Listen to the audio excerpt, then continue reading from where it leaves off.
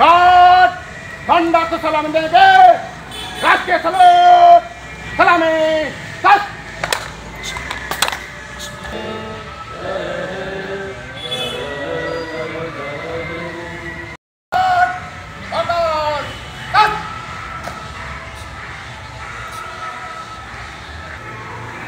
राजगांगपुर थानार समस्त मोर सहकर्मीगण आमर एठार उपस्थित थिबा समस्त मीडिया बंधु एवं अन्य व्यक्ति मानक मोर हार्दिक शुभेच्छा और अभिनंदन।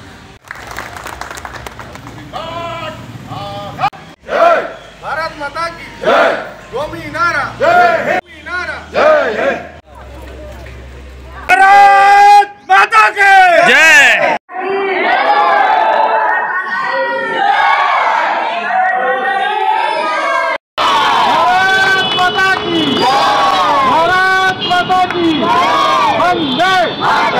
जय जवान जय जवान जय किसान।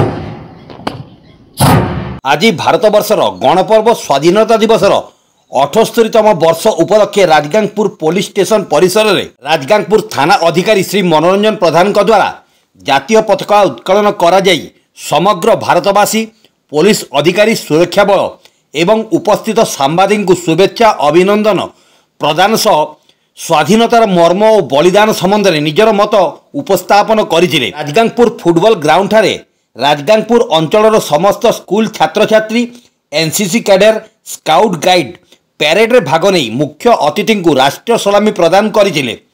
रानीबंध होप स्कूल ठारे दिव्यांग पिलांक द्वारा स्वाधीनता दिवस अवसर में विभिन्न प्रकार नाच गीत करी निजर प्रतिभार प्रदर्शन करी समस्त को स्वाधीनतार वार्ता पठाइथिले। ट्रक संघ कार्यालय ठारे सभापति राकेश नंदा द्वारा राष्ट्रीय पताका उत्तोलन करा जाइथिला। सेहीपरि राजगांगपुर नीलचक्र कार्यालय ठारे सभापति शशिरेखा सामल द्वारा समस्त कार्यक्रम अनुष्ठित होइथिला। रानीबंध एसडीपीओ कार्यालय अबकारी जनस्वास्थ्य जलसेचन एवं वन विभाग कार्यालय ठारे स्वाधीनता दिवस पालन करा जाइथिला।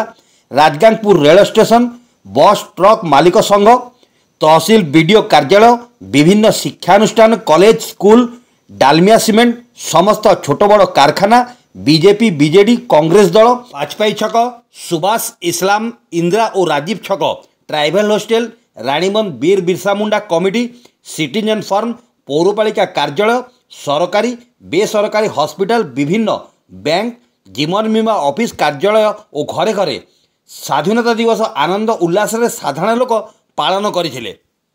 सुंदरगढ़ जिला राजगांगपुर देवव्रत मित्र रिपोर्ट क्रांति ओडिशा।